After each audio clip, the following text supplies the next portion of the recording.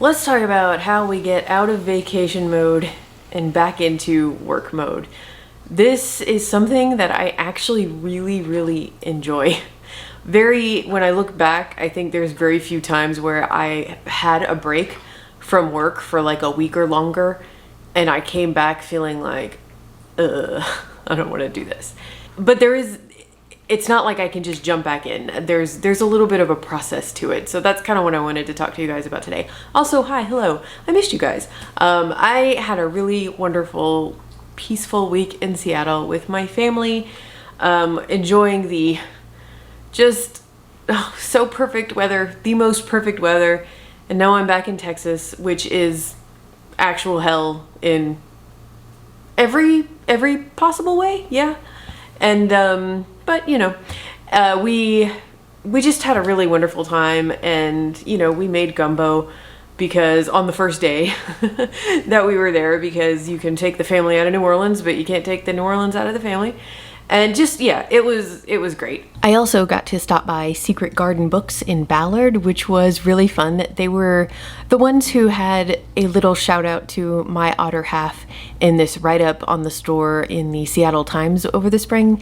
And so I stopped in and I was super excited to see that it was actually not only still on their shelves, but on their staff recommended shelf. And so I took some pictures for their Instagram and signed some copies, and that was really fun. When I got back, and Josh actually was in Mexico City for a few days, and by the way, brought me back a bag of coffee that is exquisite. It's like, he said he'd had it, I think he had it when he went out to a restaurant, and he's not a big coffee drinker regularly, and he definitely doesn't do coffee black, but he had it black and said, when you make this, have it black. It's not the kind of thing you want to put anything in because it's so smooth. And he was right. I made some this morning, and it is indeed definitely one of the best, if not the best, black coffee I've ever had. So that's nice.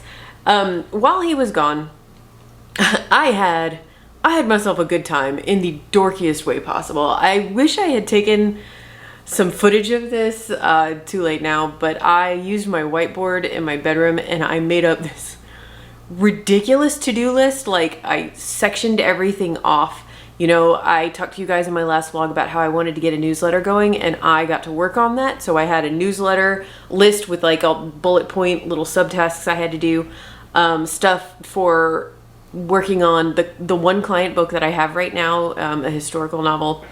Broke down in subtasks how we're going to start brainstorming that and what I need to do on my end, because there's like some research and stuff involved. My book, Sandstorm, you know, placeholder title, because it's been a minute since I looked at it, and I knew I couldn't just open the Scrivener document and start jumping into that draft. I had to like read it and gather my thoughts on it. And what else? Well, I'll come back to this later, but I got slapped in the face with a shiny new idea, which is not surprising given where I am, 23-ish thousand words into Sandstorm. This is pretty typical for me. I broke out my work schedule into subtasks through the rest of 2022 because I'm currently closed to ghostwriting requests. I'm still taking book coach clients kind of like depending on the intensity of the package, but as far as ghostwriting goes, I've got stuff actually lined up through January and I'm not taking anymore. And so I went through and broke down like, how many days or weeks am I going to need to outline this? And then how many days or weeks am I going to need to draft it, and got it all lined up. Yeah, it was very nerdy and I enjoyed it very much. And I also did some fun stuff. So when I was in Seattle, my mother and I started doing a Skillshare course for drawing, learning to draw, like the very basics. I think the instructor's name is Brent Eveston. I will insert a clip here and I'll link it down below. It's great. I started it while I was in Seattle, and I've set a goal to work on drawing at least a little bit every day. That doesn't necessarily mean doing a lesson every day, but just pulling out the sketch pad that I bought while I was there and working on just basic shapes right now is all we're doing. The ultimate goal of the first part of this course is to draw a bird. And so I've worked on studying basic shapes, drawing with light strokes, drawing at angles and seeing angles, and then looking at subjects like a bird, identifying the shapes from largest to smallest, identifying the angles they're at, and then sketching in those angles. And that's about as far as I've gotten. But it's a great course. He is very thorough. His whole setup from the beginning, and I love this. As a writing teacher, I fully support this. I believe this. He says, writing is not, not writing. Well, this is true of writing though. Drawing is not a talent. It's a skill that you can learn. 100% yes. And I don't have like a very natural drawing talent at all. I loved drawing as a kid, but if I'm honest, it was a lot of tracing. And I feel like this course is a good start to like give me a nice foundation. And I've just really been enjoying that. I'm gonna have more about that in my newsletter too. So yeah, just some really fun days. I'm really trying to challenge myself to, in the hours when I'm not working, when I'm not writing, and I need a break from even brainstorming my own book, which is fun, but sometimes you just gotta take a break from that, you know? I don't wanna spend hours upon hours watching YouTube, because if I'm honest, I could easily do that. And I've had days where I do that.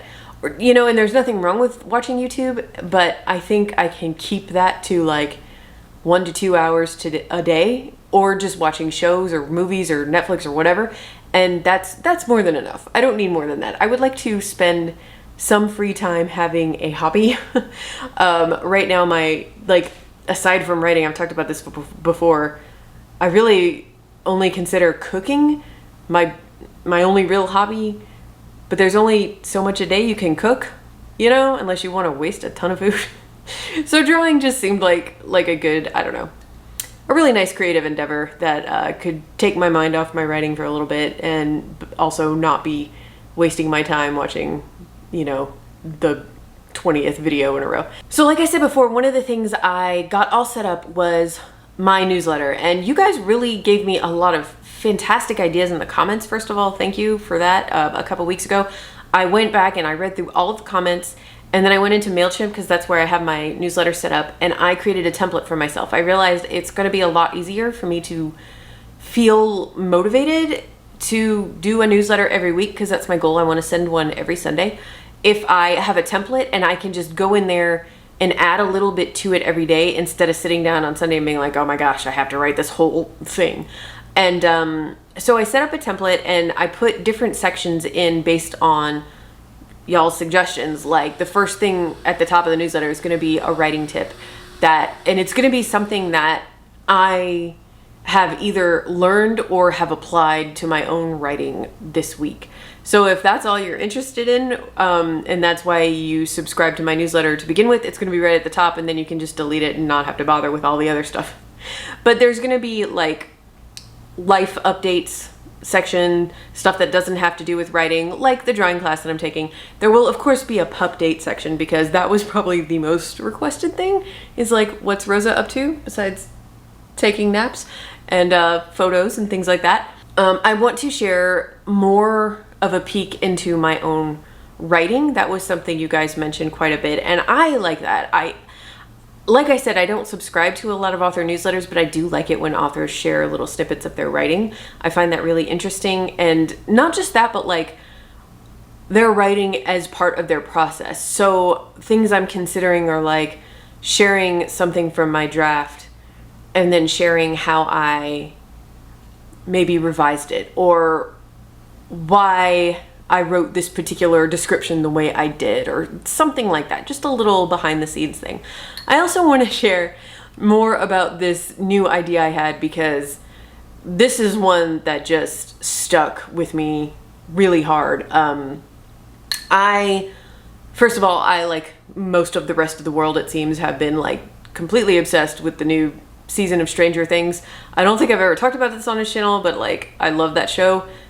As most people my age, I feel as though the Duffer Brothers have written a series that is like directly aimed at me and literally everything I love.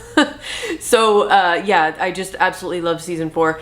And I noticed at the end, won't say any spoilers, but there's a character who is reading a book in the finale, And as soon as I saw the cover, I was like, that's a Stephen King book, even though I couldn't see the title. And it turned out to be The Talisman, which, fun fact, the Duffer Brothers are working with Stephen King to adapt into another show, which is very cool. And it got me thinking, like, from season 1, obviously, it's been obvious that these guys are just massive Stephen King fans. There's just so many different little tributes to him. And for me personally, I would say from about the age of 15 through 20, 21, somewhere in there, so like high school and the first few years of college, I would not be surprised if 95% of the books that I read were written by Stephen King or Dean Koontz. That was like outside of what I had to read for school. It was like a 6 or 7 year, that was all I read, was those two guys. And I loved them. I loved everything about that particular brand of horror sci-fi. And this idea that I have is in that vein for sure. And I thought what would be really fun as I'm brainstorming it would be, as with most books, you've probably experienced this, whatever you're writing about, it'll often lead you to some pretty interesting Google searches. And this one in particular has led me down a few rabbit holes that are like, I wonder what people would think if they could see this search history. So I thought it would be fun to have a section on in my newsletter where I just shared, here's what I've been searching this week for this book. And that would be a fun way to give you like a peek into kind of what it's going to be without spoiling anything, because obviously it's still at a very, very, very, very early stage and nothing is set in stone yet, and I don't want to share too much about it. But yeah, I just think the Google search thing would be funny, so I'm planning on doing that as well. Now, I mentioned earlier that of course I got hit with a shiny new idea at this point in the process because I pushed off reading what I had of Sandstorm to the very last task. I did it last night. Today, as I'm filming this, it's Wednesday. I read it Tuesday night. And I pushed it off because I was afraid. I was going to be like not in love with the idea anymore, but feel like obligated to keep drafting it because I had gotten so far in, and I keep saying this is the book I'm going to try to query for a new agent with. And there was a very, very loud voice in my head, and again, this always happens, saying, this new idea is like a level up. This one's even better than that one. You should just abandon that one and start this new one. And here's why I'm not going to do that. One, I sat down, I was like, okay, just read it. And I downloaded the document onto my Kindle and or my iPad and read it in the Kindle app. I've mentioned before I like doing that because it makes it look like a real book. and I love it. When I finished it, I was like, I have such confidence in this book. And when I want to be really clear here, because this is important, I do not have confidence that this book is going to get me an agent. I do not have confidence that this book is going to sell. I don't even have confidence that this book could find an audience at all. It might really only just be entertaining to me, but it is entertaining to me. And right now, having fun writing it is all I care about. I know I've gone on about this before in the past, but traditional publishing is, there's so many challenges about it, and there's so much feeling like you have to, there's a lot of false information, but also a lot of just sad truths about the industry where, in a way, you do have to pay attention to trends and things like that. And I'm just done with that right now. I'm not interested in trying to write something because I have confidence it will sell. I am only interested in writing something because I have confidence that it is the story that I want to tell right now. That's it. And whatever happens with it, happens with it. So, and a lot of you guys have asked before if it doesn't sell, ultimately, would I ever consider self-publishing? And like, that's never off the table. I would definitely consider it. The thought is overwhelming right now because I know so little about self-publishing, and because I don't have an interest in being my own publicist or marketing specialist or any of that stuff. And also, it's not cheap. But I'm not saying no to it. I would be willing to consider it, but I am going to try to find an agent first. Anyway, so now I feel good about that book and excited to draft it again. And I kind of changed my thought around it. I caught myself thinking, oh, do this, write this new idea instead because it's a level up, it's a better idea than this one. Like, think about the final version of this book versus the final version of this book.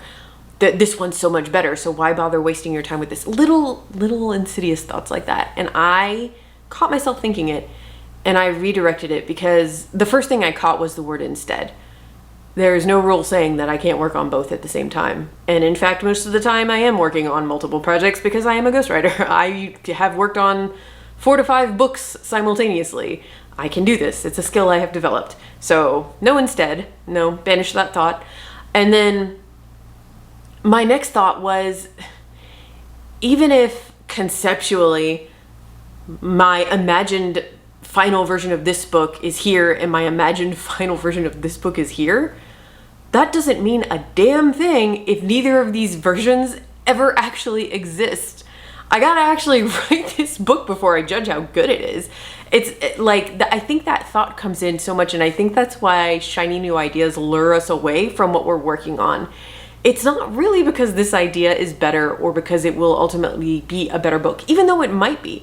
It's fear. It's fear of finishing. And if you let yourself get pulled away from this idea and focus on this one because you know it's going to be better, guess what? You're going to get 20, 30, whatever, 1,000 words in, and you're going to get another idea that's even better. And that's how you never finish a book. So I talked myself out of that, and I redirected the thought to be like, I am really excited that I have the time in my schedule right now because I only have one ghostwriting client, that I can continue writing this draft that I really love and I'm very far into. 23,000 words. I mean, if it was middle grade, I'd be halfway there. And brainstorming this brand new idea, which I'm so excited about. And if I'm being honest, I think brainstorming is my favorite part about the whole writing process because it's all possibilities, and you don't have the fear of actually seeing the draft and being like, oh, I don't know if I can follow through and make this as good as it is in my head. Brainstorming is great. And I'm really happy that I get to do both of these at the same time. And that's what I'm going to do. So take that, brain. You're not going to trick me out of abandoning a perfectly good book. So anyway, that's all of my updates for right now. Honestly, I slept kind of late today and it's going to be coming up on, noon soon, and I have not started writing, but that's okay. I'm going to spend some time this afternoon writing a chapter. I've kind of committed myself to writing a scene a day in Sandstorm ish, because the chapters have been very short so far, so I think that's like an easy doable goal. And I will check back in with you guys tomorrow and see where we are. So here's a little, I guess it's kind of a trick that I like to do sometimes to give myself, it's almost like kind of gamifying writing a first draft. When you're kind of deep into it, you're getting towards the middle and you're looking for any motivation you can get, is I like to start printing it. And every day or any day that I actually finish a chapter, I print that chapter and I add it to a binder. And my reasons for doing this, first of all, like I said, it is motivational because I get to actually see the draft getting longer and longer, like have the actual physical manuscript in my hand, and that makes me want to add to it in a way that's different than just seeing the word count or the page count on the screen go up. Second of all, and this is really key, I've talked to you guys a lot about that urge to go back and self-edit. And especially at the stage I'm at right now, where I wrote these 20-something thousand words a few months ago, reading back through it, I wanted to go back and edit a lot. No big giant major changes, but lots of small little changes. And while there's nothing wrong with that, you can get stuck in a loop where you're just going back and going back and going back and quote unquote fixing things. But what you're really doing is procrastinating, moving forward, and finishing the thing. And the reason this stops me from doing that is because once I print it, I'm not going to print it again. In my head, that would be a waste of paper. I know this is all silly. I said we were gamifying it. And so the idea of, oh, okay, well, I want to add this, make this little change to chapter 5. But if I do it in my Scrivener document, it's still going to be wrong in my printed out document, and the thought of them not matching makes me twitchy, and then I don't do it. And what I'll do instead is I'll just keep compiling all of this draft in a binder, and every time I get that twitchy urge to go back to chapter 5 and make a little tweak, I'll just take one of my nice little colored pens and go in and write that change in. Just handwrite it in the margins, or scratch out whatever I want to scratch out, or add whatever I want to add, and then it's out of my head and I can move on. And I don't get caught rewriting the entire chapter, because for me, that whole self-editing loop, it can lead to making much bigger edits than I originally intended. It's one thing to go back to a chapter and fix a line. You know, it's another thing to go back to a chapter, fix a line, fix another line, rethink your entire story, and then decide you need to start from the beginning again, which is what our brains do. It's silly. So yeah, this is my trick. Plus, I find it really satisfying to see the draft getting bigger and bigger in the binder. So far this morning has not been record-breaking productivity for me, but I have written about 400 words on my book so far, and I've taken care of some other client work-related tasks instead. And it's 11 o'clock. I can't remember if I said that or not. I won't lie, part of my feeling today is I can't remember if I've talked about this before, and it seems kind of like a silly thing to gripe about, but then again, if you're someone who has any kind of chronic pain, I'm sure you understand that sometimes it's just not silly, sometimes it's just flat out annoying. I have plantar fasciitis, which is this really common thing with your muscle in your foot, the flat muscle that connects your heel to your toe. It gets really stiff. There's a lot of pain involved. It can be like heel pain, arch pain, toe pain, ankle pain. I get all of them in a mix, and it comes and goes. I've had this for a long time, years. The worst bout of it I ever had was I think it was the summer of 2016. I remember I was teaching summer writing camps in Manhattan, and it was so bad that for about 6 weeks I had to use a cane. And I know this is stating the obvious, but it just really is different when you actually experience it. Y'all, Manhattan is not built for people who are not fully able-bodied. I lived by 2 subway stations. One of them was an underground station, and one of them was an above-ground station, and neither of them had an elevator at all, period. So that was fun.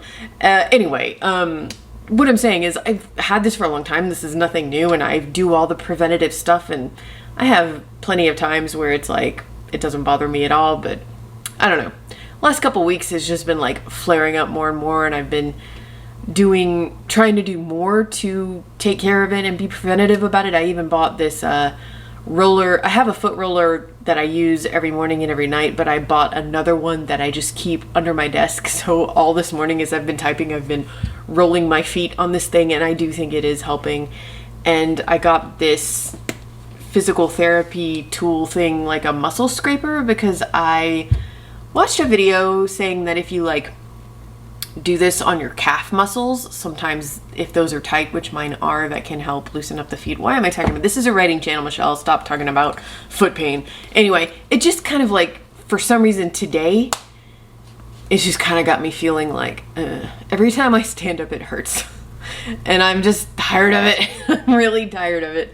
Especially because I love walking. I walk Rosa we do 5 to 7 miles a day, even when it's hot as hell outside, and I really like it. I like taking walks, and I can't really do that when my feet, to that extent, when my feet are like this, because I'm just making the issue worse. So I don't know, I'm just feeling a little down, but whatever. I am going to keep working on this draft. I'm gonna get this chapter done today. I'm feeling good about it so far. I'm getting to write today. I'm not quite at this part in the scene yet. It's about to start, but I've got one of those scenes where all of these people are now in this house together, all these people who don't really know each other, but they're kind of they have this one woman who's connected them and brought them here together, and they're all about to sit together down at a table to have one of those delightfully awkward dinner scenes. I love a good awkward dinner scene. Doesn't matter if it's a book, a movie, Doesn't matter what the genre is. I remember back in the day when I watched Downton Abbey, they had some just top-notch awkward dinner scenes. I don't know, I just find them really fun to write. So that's the scene I get to write today. And last night I had some backstory, like breakthroughs on my new idea. I mean, I'm excited about this because it's the kind of thing where, like I said, there's like a horror sci-fi bent, and usually for me with these types of ideas, something that's really in the speculative genre, I know the kinds of weird things that I want to be happening, and then the work is trying to figure out a satisfying way of explaining why they're happening. But with this book, all of it, the reason, like the core, the big reveal for the end is like coming to me first. And now I'm like pulling at it and thinking of all these really cool things I can do to set it up and make it seem like, oh my god, what is happening to these characters? Like this is all just so weird, and I know I'm gonna be able to tie it all together at the end because I have that core down. I'm gonna put more about this in my newsletter, so I will leave a link to that. It's on my website, but I'll leave a link to it down below anyway. And if you want to subscribe and hold me to it, guys, I'm gonna try to send one every Sunday. I really want to do this. It's been fun. Every day I've been just going into MailChimp and adding a little bit more to it, and that helps me not feel so overwhelmed with it. So anyway, yeah, let me know how your writing is going, how everything else is going with you down in the comments below, and I will see you guys next week with another video. Bye.